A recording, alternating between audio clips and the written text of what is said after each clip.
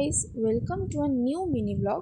তো সকালে ঘুম থেকে উঠেই আমার প্রথম গুরু দায়িত্ব হচ্ছে বিছানা গোছানো, যেটা আমি কমপ্লিট করলাম। আর তারপরের কাজই হচ্ছে চা খাওয়া। চা খেয়ে নিয়ে তারপরে তো বসেছি ব্রেকফাস্ট করতে। আর কচুরি দিয়ে এই ব্রেকফাস্টটা তো আজকে জমে গেল, বাইরে বৃষ্টির ওয়েদার। দেন দুপুরের লাঞ্চে আজকে ছিল ভাত, ডাল, সাথে গাটি কচুর তরকারি। আর এইটা খেতে কে কে পছন্দ করো আর কে পছন্দ করো না সেটা কমেন্ট করে জানিও। দেন সন্ধেবেলায় সারা সন্ধে আমরা বসে বসে ল্যাদ খাচ্ছি। আর রাত্রি 9টার সময় আমাদের দুই দাদা এসে বলে, চল তোদেরকে মেলায় নিয়ে যাবো, তাড়াতাড়ি রেডি হয়। তো আমরা তাড়াতাড়ি রেডি হয়ে বেরিয়ে পড়লাম মেলায় যাওয়ার জন্য। আর এদিকে মেলাতে পৌঁছে তো দেখি রাত্রির 9:30 10টা বাজে, তবুও মেলায় এখনও ভিড় সেই সন্ধে 6টার মতোই।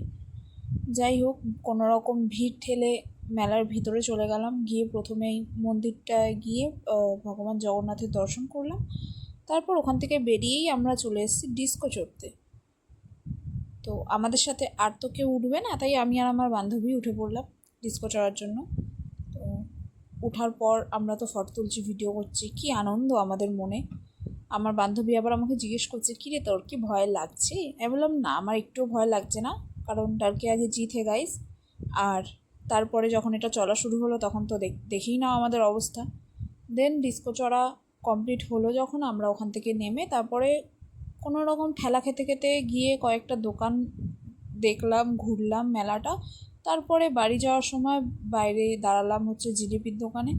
এবার রথের মেলাতে বাদাম জিলিপি এগুলো তো নিতেই হয়, তো বাদাম জিলিপি প্যাক করিয়ে চলে আসলাম বাড়ি। আর মেলা থেকে আমি কিনেছিলাম এই দুটো জিনিস, একটা হচ্ছে এই ট্রেন্ডিং কাঠগোলাপ ক্লিপটা, আর সবথেকে বড় কথা হচ্ছে এই কালারটা আমি পেয়েছি যেটা আমি খুঁজছিলাম, খুব পছন্দ হয়েছে আমার এটা। দেন আরেকটা নিয়েছিলাম হচ্ছে এই বো স্টাইলের ক্লিপটা। আর তারপরে তো করে নিলাম ডিনার, ডাল, ডিমের অমলেট, ডিম সিদ্ধ আর আলু চিপস ছিল ডিনারে। তো আজকের ভিডিওটা এটুকুই। ভিডিওটা ভালো লাগলে like, share and subscribe to our channel.